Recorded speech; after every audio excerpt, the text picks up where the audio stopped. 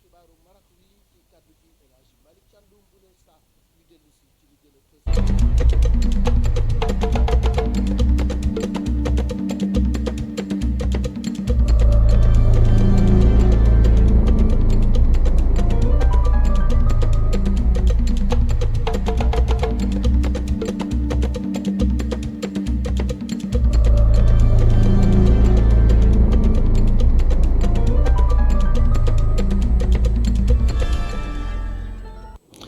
asalaamaaleykum mbokk yi safoo di seetaan ITV bisimilah ci xibaaru marax wi bu ne saa ñu jukki leen ponk yi ci gën a fës. dañu koy dooree ak yokk gi nga xam ni ràññee nañ ko ci rek lu jëm ci wàllu ciment ak fer ci wàllu yi tamit li nga xam ni moom lañ ci ràññee moo di ni daal chantier yu bari fi mu nekk nii taxaw na boo demee ci dëkk bi naka noonu yi tamit ñi ngi ragal lii di loyer yi gën a yokk ci jamono ji ndaxte daal fer ak ciment fi mu toll nii kenn mënu ko laal tabax dal di jafe askan bi. fële ca Touba Mbacké directeur général bu ONAS Ababacar Ndiaye dem na fa nag ngir saytu chantier yi nga xam ni moom la ñu fa taxawal mu jëm ci programme d'assainissement des villes ca état bu Sénégal daal di koy taxawal moom nag bég na lool ci liggéey bi ak ci ni nga xam ne noonu la doxee ndaxte daal jàpp na ni fi mu nekk ni liggéey bi ñoŋ na ba téeméer boo jël juróom-ñett fukk yi ak juróom-ñaar daanaka matal nañu ko te xalaat nañu ni ci weeru sulet dinañu daloo li nga xam ni moo di travaux yi. ñu daal di wax ci wàllu baie de Hann ak cetal gañ ko war a setal dindi la nga xam ni lépp gàkk-gàkk la muy pollution loolu nag travaux yi ñu ngi ko amaloon ca atum septembre wala boog ci weeru septembre atum 2020 boobaak léegi nag askan wi ñu ngi ci indi ay wax ndaxte daal nee nañu liggéey bi nañu ko xalaate woon demewu ni nañu ko sóobe woon ni tamit ak ni mu demee bokkul waaye nag ñoom askan wa dëkkee foofee ca Yaraax nee nañu faaw ñu yaatal li nga xam ne moo di projet bi ba Hann Marinas jot ci naka noonu cité ISRA ñoom tamit war nañu cee dal di bénéficier wu. ci wàllu découverte dinañu dem ba goxu Mbambilor nag nga xam ni mi ngi am meeram bu njëkk ci atum 2014 waaye moom mi nekk ci département bu Pikine jamono ji nga xam wala bu Tëngéej jamono ji ràññee nañu ni daal dëkk ba dafa màgg gu gaaw a gaaw waaye tamit la nga xam ni moom la ñu ràññee woon ca Mbambilor muy mbay ma mi ngi commencé toxu ndax suuf bu ñu bayee sax amatu fa ñi nga xam ni ñoom ñooy jiite commune ba la nga xam ni moom la ñu bëgg nag te def ci koppar yu takku mooy fexe ba Mbambilor nekk dëkk bu mucc ayib.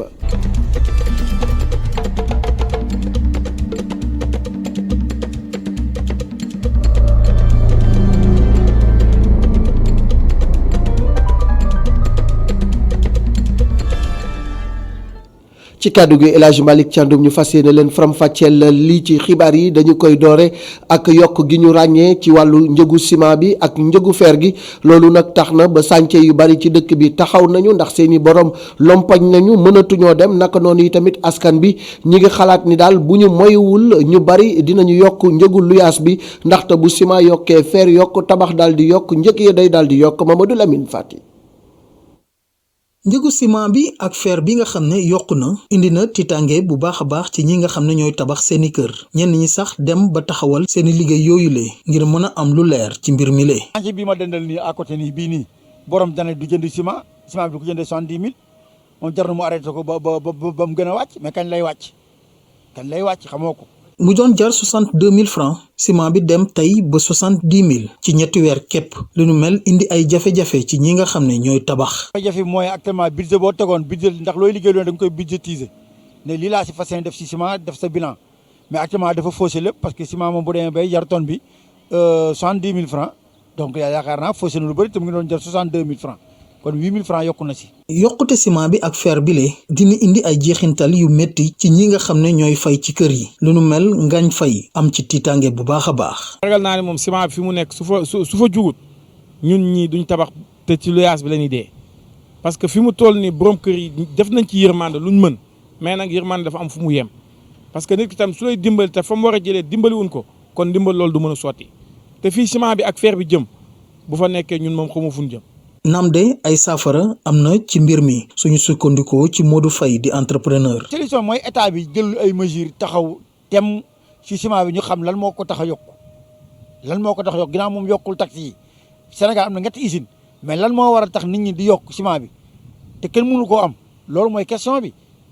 loolu état bi lañ koy delloo. ñetti usine yuy defar ciment am ci Sénégal waaye ba tey jile kenn mënu laa wax njëg bi nga xam ne taxaw na fenn lu nu mel indi ay jiixi jaaxa dem sax ba ñenn ci ay entrepreneur ñii di luwee kër wala ñi nga xam ne sax ñoo bëgg a tabax seeni kër dem sax ba xamatuñu lu ñuy def. mbirum tabax moomu sax ci la ñuy desandi naka la ñuy def ba daal di joyantiwaat li nga xam ni mooy code de l'urbanisme ak de la construction muy lu jëm ci wàllu tabax ak naka la ñuy taxawale dëkk yeeg dëkkaan yi loolu yi nag tey ji ca jam ñaajo ñaari jëwriñ seq nañu ko muy jëwriñ ji nga xam ni moom la ñu dénk wàllu dëkkuwaay bi ak wàllu tabax bi naka noonu yi tamit jëwriñ ji nga xam ni moom la ñu dénk wàllu koppar yi ak budget bi ci biir Sénégal nee nañu nag loolu nga xam ni moo di joyanti bi war a am ci charte yi nga xam ni moom moo dëpp ak tabax ci biir réewum Sénégal dina tax ba mbir mi gën a ñoŋ. Babacar Seck. liggéeyu comité technique bin sant ñu càmbaraat charte yi tënk lépp lu jëm ci wàllu urbanisme ak tabax liggéey boobu dina tax code bi gën a méngoog jamono ci wàllu nekkinu askan bi koom xarala ak wàllu kéew. bi ñu ñëwee ci ministère bi daf ñu ne xoolaat leen le plus rapidement possible le code de l'urbanisme et de la construction ba ñu méngale ko ak doxalin bi ñu bëgg a taxawee. moo tax tey ñu lëkkaloo ak ministère des finances ak suñu collègue secrétaire d'État chargé du logement ñu boole suñu doole ñun ñëpp ñu ne nañu commencé sumb loolu mbir mi du mbirum rek ministre état aussi am na ay promoteur am na ñuy liggéey ci suuf si ñu ku ci nekk ci sa wàll nga mën ci indi sa loxo mais boo ci indee sa loxo ba pare ñu tënk lu nga xam ne ñu jébal ko président de la République après président de la République jébal ko assemblée nationale mu nekk loi bu nga xam ne ce sera applicable à tout le monde. àndu ministère de l'urbanisme ak bu finance ak budget dina gën a gaawal mbir mi ndax réew mi mën a am ay dëkkuwaay ci kaw gi ak ci taax yi yu mucc ayib. il faut ñu xool nan la ñu mun dématérialiser procédures yi nan nañu mun en tout cas raccourcir délai yi ba nga xam ne agent administration yi wax naa ko léegi du urbanisme rek urbanisme la domaine cadastre mais surtout collectivité territoriale maanaam muy mairie yi aussi dañu war a bokk ci mbir mi ba nga xam ne daal à chaque fois que suñu introduire ay dossiers yëf yi gën a gaaw mais surtout ma mun respecter procédures yi nga xam ne aussi dañu ko lal c'est pourquoi donc ñu xalaat def liggéey boobu bu am solo en tout cas encouragé naa leen ci loolu. ci kàddu jëwriñ bi di Abdoulaye Sow càmbaraat chartu urbanisme ak lu jëm ci wàllu tabax dina tax ñu dindi jafe-jafe yi nga xam ne askan bi doon leen ko am rawatina li jëm ci wàllu tabax loolu yëpp ngir am ay jumtukaay yu ànd ak jamono. tabaxub dëkk nag dafa war a ànd ak assainissement loolu tax na ba fële ca Touba directeur général bu office national d'assainissement du Sénégal dem na ngir xool liggéey ba nga xam ni moom lañ fa sumboon fan la toll liggéey boobu nag dafa jëm ci programme d'assainissement des villes bi nga xam ni réewum Sénégal daal dina koy tàmbali Ababacar Mbaye nag moom kontaan na lool ci liggéey bi ni muy doxee ndax téeméer boo jël juróom-ñett fukki ak juróom-ñaar daanaka mat na te weeru sulet xalaat nañu ni dinañu daloo travaux yi góor a ndagloo Thierno Faye. ñu financé ko ci lu toll ci juróom-ñeenti milliards ci suñuy koppar programme d'assainissement des villes gouvernement bu Sénégal teg lu ni mel loolee ami jéego yu am solo ci commune yu Mbacké ndaka noonu Touba loolee tax njiital ONAS amal tukkib nemmeeku ci dëkk bu sell bi lee ci Touba évidemment am na ay jafe-jafe ci gestion ndoxu taw bi donc di wax ne rek foofu aussi état du Sénégal liggéey na ci liggéey bu am solo ci ay station de pompage yoo xam ni mu ngi fi surtout station bu pompage bu am solo bu nekk Kër Ñang donc boobu day jël ndox mi yóbbu ko ci exécutoire bi nekk fële Daaru Salaam donc Daaru Rahman donc nekk na loo xam ne aussi lu am solo la parce que ndoxu Touba bi yëpp pratiquement foofu lay ñëw alors loolu am na solo trop di wax ne rek ndox moomu waruñu ko bàyyi noonu war nañ ko réutiliser parce que li wër foofu yëpp ay tool la te ndox moomu war nañ ko jëfandikoo pour au moins ñu gën a ñoxal donc gën a développer mbirum mbay bi donc foofu jamono ñaari communes yi war nañ ci gën a réfléchir ñu ànd pour ñu mën a exploiter loolu. mu dim nemmeeku bu ñi ngànk bokk moomeel yi rafetlu ginnaaw ba ñuy xamle ni fas yéene nañoo dëgëral partenariat bi dox ci seen digganteeg office national de l'assainissement. Cette agglomération ou bien cette co-urbanisation mérite d'être accompagnée surtout dans des projets structurants comme celui-ci. li état bi def ci ñaari communes yi lu am solo la day nekk nag loo xamante ne nii ndaw ñi dinañ ci mën a jaare sax def ci wàllu mbay muy li nga xamante ne nii njiitu réew mi bëgg na ko ngir dëkk bi lee mën a suqaliku ci wàllum koom-koom. Quand les communes et l'État mettent un peu de moyens, ils pourront en faire bénéficier beaucoup de Sénégalais. mu ñëw teewal xalif général kullu murit Serigne Moussa Moustapha Mbacké buruxlu ci occasion bi ngir ñaaxit askan wi yewoo ci Touba ñu def lile seenug moomeel. nañ xam ne première station bi nga xam ne moo ci njëkk am na ci loo xam ne bu débordé woon mën naa fël ca jumaa ja wante yaakaar ca kenn warta bëgg nag jël ca la nga gën a bonle nangu woo mu feeñ sa kër nga koy sëpp ci jumaa ja kon loolu lu am solo la beneen ba ca des it regard yi muy jaar it am na coo xam ne day ubbiku ba boo ci jaaree mu am ay xet mu mën a jur ay jàngoro kon yooyu yëpp nag lu mat a bàyyi xel la réseau boobu nañ ko bàyyee taw bi rek. ci Touba njiital ONAS dajeek responsable yi yor wàllum assainissement ci dëkk bile loolee tax ñu amal plan ngir xeex bépp mbënd ci jamonoy nawet ci dëkk bu sell bile.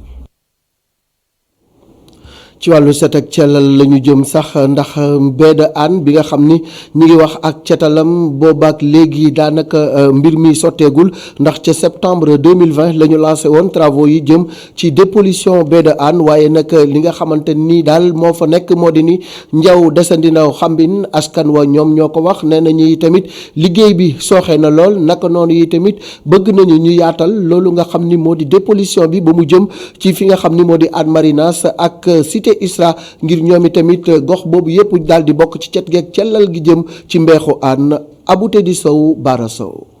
liggéey bi aju ci yeesalaat lii di beebu Hann indi na coow fii ci bërëb bi ndax ñenn ci ñi ko dëkkee di naqarlu jafe-jafe yi mu leen jural rax ci dolli gox yu mel ni Hann Marinas ak ISRA projet bi dafay jaar te boolewuñu leen ci branchement yooyu. société bi gagné projet dépollution baie de Hann maanaam defar du géej gi moo fi ñëw. bi muy doog a ñëw mu am problème ñu abal ko mu teg tiwo yi nii mooy tiwo yi ngeen gis suñu wet ñu ne woon dañuy wut entrepôt wutuñu entrepôt tey ñu xëy gis ngeen conteneur yaa ngi nii taxaw ñu indi conteneur yi taxaw ne dañuy yebbi encore ay tiwo jëmale plus de 500 mètres si ginnaaw ma woote mairie ne joxu leen kayit ci laa woo gendarmerie environnement effectivement bi ñëwee dañ ma ne yéen a nekk si dëgg ñu arrêté travaux yi ne leen dem leen ba ngeen am autorisation beneen bi ci gën a garaaw nag mooy tey projet bi port la jógee jaar nii jëm mbaaw waaye cité bii ñu nekk muy Hann Marinas projet bi sama tànk nii lay jaar à moins 2 mètres ak cité ISRA bi sama ginnaaw bokkuñu ci boolewuñu ci projet bi. lu ni mel moom la bàjjenu gox bi di Martina Doumbia wax moom itam tey sàkku ñu jooyanti beddi gi ñu leen beddi. nit boo dee dañuy def projet te ñun ñu dëkk ci quartier projet bi nar a jaar devant notre porte ñu ne ñun bokkuñu ci kenn du ñu branché te ñun sonn nañu ci foos yi day chaque jour chaque 2 semaines nu woo ay oto ñu ñëw manqual nu koñ bi yàqu na kon de projet bu mel ni buy jaar la moindre des choses mooy xanaa kay ndax moom waa illaa mun nan noo dimbali ñun ñu raccoler ay tuyau branchement bi dem comme ça quartier bi mën a set waaye bu ñu nee kenn duñ si boole ba pare bëgg a ñoo def fii dépotoir ñun nag loolu la ñuy wax duñu ko nangu danoo bëgg daal bu ñu defee projet bi tuyau yi bu ñuy jaar nan ñu ci boole branché nu nan nu branché loolu daal mooy suñu problème nan nu branché daal ndax bee bi bu rafetee ñun ñëpp la fi nekkal c'est pour tout le Sénégal. ginnaaw coow loolu bu nu sukkandikoo ci ñi dëkkee ci gox bi kilifa yi ajandi nañu liggéey bi ngir ñi ko séq ut ci saafara. ci mbeex mi li ñuy jógee daal di sóobu ci géej gi ndax nappkat yi ñoom dinañuy bàyyi xel météo ak tegtal yi muy joxe ci jamono nan lay demee ak jaww jeek géej gi tamit nan lay tëddee loolu nag ñenn fële ca Soumbédioune nee nañu waaw dinañu déglu météo ba tax na lépp lu mu wax dinañ xool ñoom naka la ñuy def ba moytu naka noonu yi tamit am na ñu nga xamante ni daal nan daan def démb ak bërki démb noonu la ñuy def ngir artu ñi nga xam ne ñoom ñooy dem ci wàllu géej gi Ngor Diouf Seydina Mbaye ay gaal yu ñu ser ñii di préparer sóobu ci géej gi clients yi di wër fu ñuy jëndee jën ñu ngi fii ci Soumbédioune way nappkat yi xam bu baax njëriñi xibaar yu tukkee ci ñuy saytu jaww ji. waaw vraiment météorologie actuellement amoon na ñu njëriñ trop te vraiment am na importance boo xamante ni fi mu nekk nii képp koo xamante ni ki acteur de la pêche nga collé nga importance boobu ci météorologie. ndax tax na léegi accident yi daan am en mer perte de ni ñu koy waxatee réer yi daan am tax na ba tey ji loolu lépp wàññeeku na quoi et mën naa ne sax wàññi na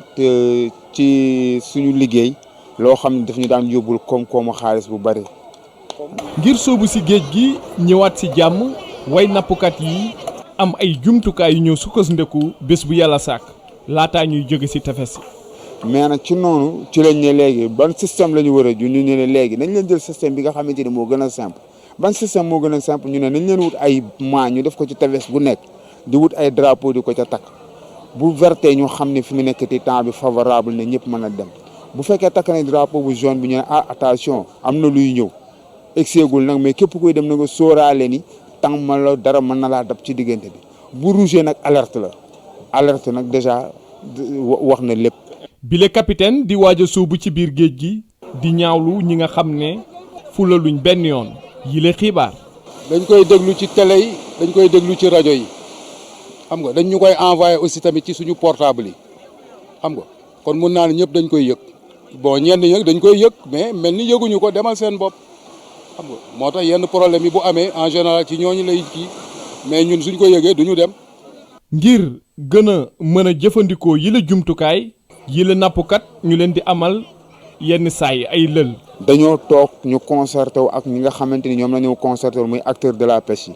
li ñu concerté wu ak ñoom moom mooy dañoo jóge ci benn réunion boo xamante ni USAID comme fiche moom moo ko woowoon ni ñu koy waxeeti initié woon léegi ci ñoom ñëw ci affaire sécurité en mer mais biñ ci demee dañoo dem waxtaan ak ñoom ñu toog xool léegi nan la ñu war a assurer sécurité bi ñu xool xam ni peut-être xëy na du ñëpp ñoo mën a manipuler ni ñu koy waxee ci portable xëy na du ñëpp ñoom ñoo mën a lire ni ñu koy waxee message écrit. xibaar yi di jógee si ñuy saytu jaww ji way nappkat yi di ko rafetlu bu baax a baax ñu jàpp rek ne dina leen di gën di mën a dimbali laata ñuy sóobu si géej gi ngir gën a mën a wëttandeku.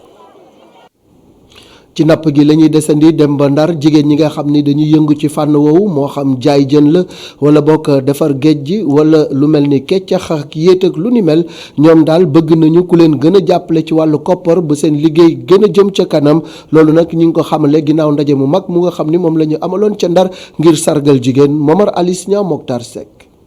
jigéen ñi yëngu ci wàllub napp gi ci diwaanub Ndar ñoom nag tey jii lañu tànn ngir màggal bis bi nga xamante ni àddina wërngal képp dañ ko jagleel jigéen ci mobilisation bi ñu amaloon profité nañ ci dikkaat ci yenn ci seeni jafe-jafe ñaan nguur gi mu safaral leen ko. bëgg nañu jigéen ñi am seen autonomie ci biir secteur de la pêche bi ba ñu mën a jouer suñu rôle dëgg ci développement ci wàllu économique bu Sénégal mais bëgg nañ tamit ay jigéen lañu ñu intégré ñu boole REFEPAS ci bépp bërëbu dogalukaay boo xamante ne ñu ngi ciy waxtaanee luy jëm ci napp gu ndaw gi mais tamit bëgg nañ ñu jël ñu en compte ci bépp projet boo xamante ne dina yëngatu ci wàllu genre que jigéen ñi nekk ci wàllu REFEPAS mën cee bénéficier wu ba ñu mën a suqali suñu kuréel yi nga xamante ne ñoo ngi ci nekk ñu jox ay jumtukaay yu mucc ayib muy jaaykatu jën bu tooy bi muy jigéen bi soppali jën ay lu mel ni jumtukaay yu mel ni bag yi ñuy jëndee jën yu mel ni ay camion frigorique mais bëgg nañ tamit ñu tegal ñu benn programme boo xamante ne dafay gën a yokk xarañaayu jigéen ñi ba jigéen ñi mën a gëm seen bopp ba jigéen ñi mën a toog ci fépp foo xamante ne teewal nañ fa seen nawle jigéen ñu mën leen représenter dignement. jigéenu nappkat yi bëgg it ñu dimbali leen ci wàllub équipement ba tax na yenn produit yi ñuy jëlee ci géej gi war ko soppi ñu mën ko def ci anam yu mu gëne.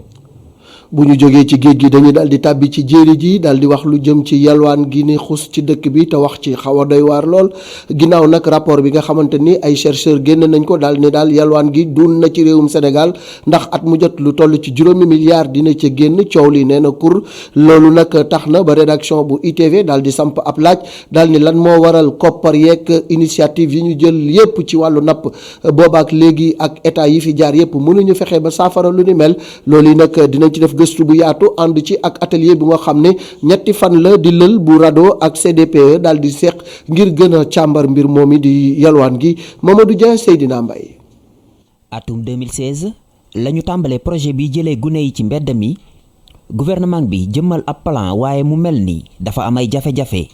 gune yi di wéy di yalwaan ci mbedd ndakaaru yi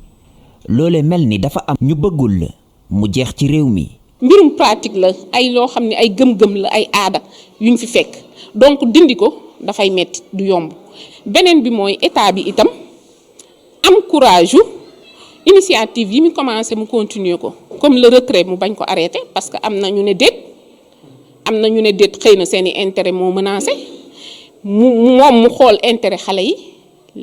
li gën ci xale yi mu def ko. junni ak juróomi téeméeri gune la ñu jëlee ci mbedday ndakaaru yi loolu ba mbas mi tàmbaleeg léegi waaye mu mel ni ñàkk a peeg cëslaayu projet bi moo yokk yalwaanu gune yi. xam ngeen xale yi yelwaan ci mbedd mi. li leen intéressé mooy xaalis bi ñu yóbbu. parce que population yenn saa yi duñu comprendre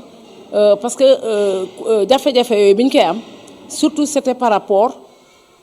ak bi ñuy sàcc ràpp xale yi donc bu ñuy gisee oto bi taxaw rek dañuy defe ne duñu xàmmee kii sàcc ak kii dul kii peut-être xëy na bu fekkoon am na liggéey boo xam médias yi def nañ ko ak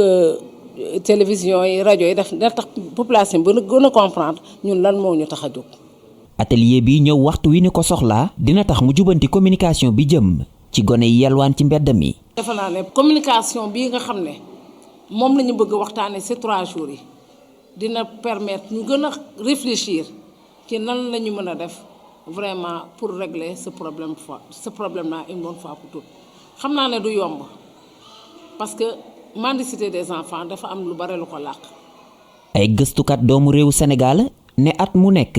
jàngalekatu daara yi danañu am luy toll ak juróomi milliards ci suñu ay koppar ci yalwaan gi. atum 2010 Human Rights Watch ne gune yu yalwaan ci mbedday Sénégal toll nañu ci fukki junni. rencontre africaine des droits de l'homme di RADDHO ak comité départementaux yi boole seeni doole ngir jubanti communication bi jëm ci jëlee gune yi yalwaan ci mbedd mi naka noonu fexe nu ñu ko dakkalee ci réew mi.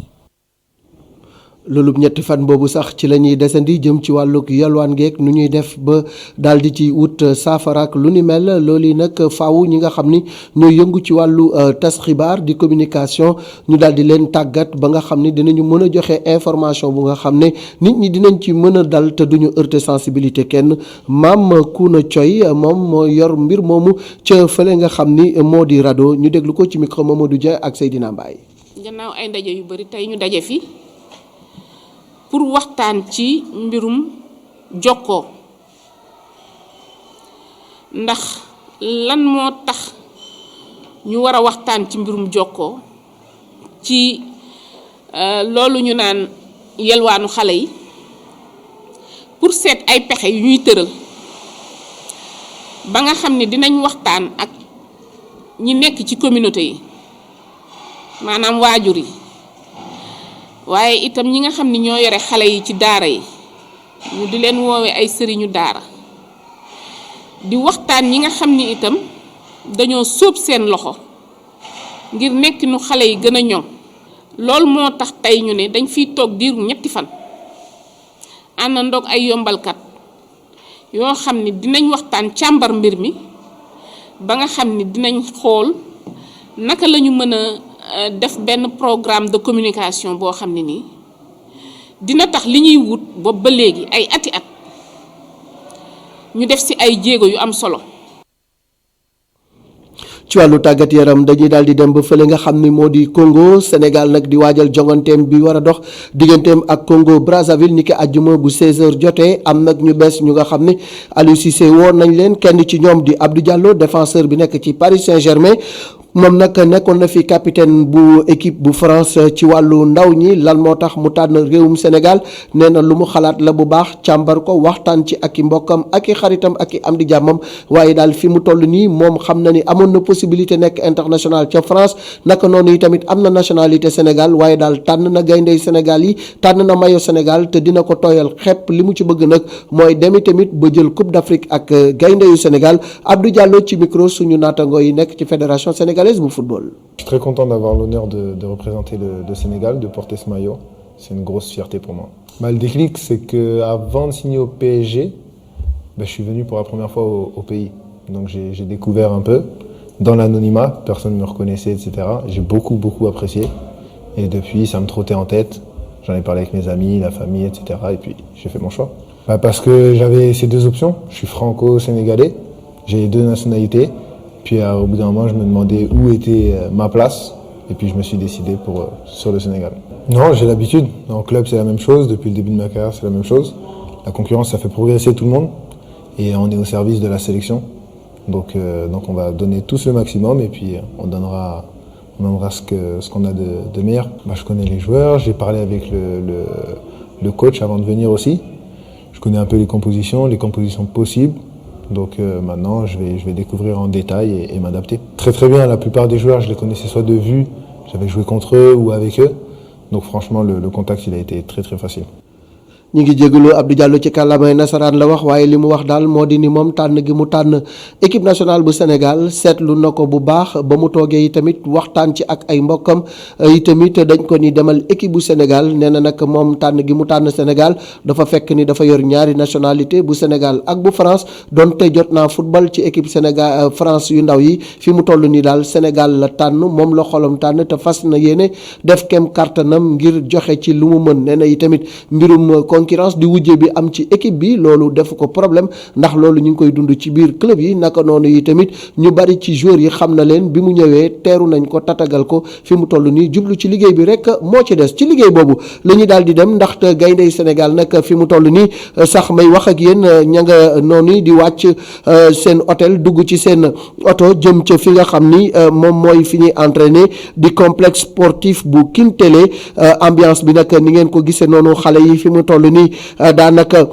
soobu nañu ci liggéey bi ginnaaw séance démb bi nga xam ni ñaar fukki Lion ak juróom-ñeent ñoo ko teewee woon tey ji nag daanaka groupe bi mat na ndax ñaar ñi ci manqué woon muy Kalidou Koulibaly ak Krépin Diatta egsi nañu ñu war a def nag ñaari séance daal di jëm nag ci jongante bi ñu war a amal àjjuma bu 16h jotee